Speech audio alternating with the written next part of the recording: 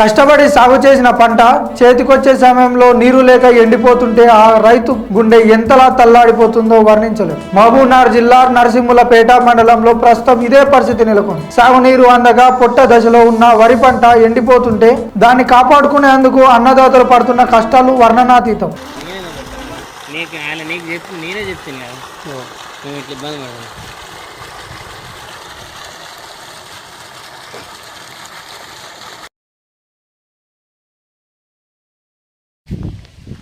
నర్సిలపేట మండలం మహబూబాద్ డిస్టికు బొజ్జన్నపేట బేకాల చెరువు కింద 60 నుంచి 70 ఎకరాలు మేము రైతులం పొలాలు చేసుకోవడం జరిగింది.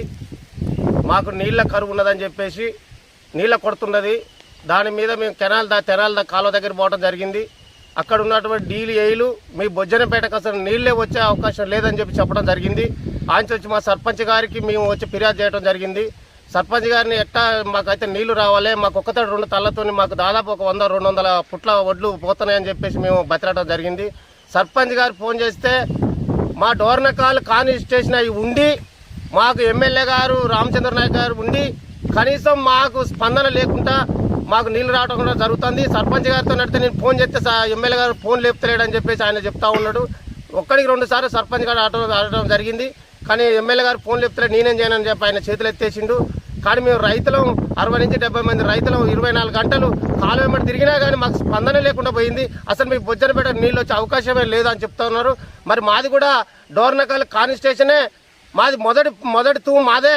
కానీ మమ్మల్ని వదిలిపెట్టేసి డోర్నకల్కే నీళ్ళు రావాలని తీసుకుపోవడం ఇదంతా దురదృష్టకరం. మమ్మల్ని రైతులను కూడా గుర్తుపెట్టుకోకపోవడం, మా బొజ్జన్నపేట కూడా మీ అధికారులకు కానీ ఎమ్మెల్యే గారికి కానీ కాంగ్రెస్ నాయకులకు మా బొజ్జన్నపేట అంటే కొంచెం నిర్లక్ష్యంగా చూసడం జరుగుతుంది. ఇప్పుడు మేము ఆత్మహత్య చేసుకునేటువంటి అవకాశాలు ఉన్నాయి. నీళ్లు సరిపోక ఒక్కటికి 4 మోటార్లు పెట్టినాం. 4 మోటార్లు పెట్టినా నీళ్లు సరిపోవట్లేవు. ఏ బావిలో చూసినా కానీ ఆ నీళ్లు దొరకటే లేదు. ఇప్పుడు కనీసం ఊర్లు ఈని పంట ఒక్క పంట 2 తళ్ళల్లో మా పొలాలు ఎండిపోవడం జరుగుతుంది. ఇంత మాత్రం దయచేసి మీరు అందరు అధికారులు మా బొజ్జన్నపేటకు కొంచెం ఏదైనా సాయం చేసి మమ్మల్ని బతికించగలరని కోరుతున్నాం.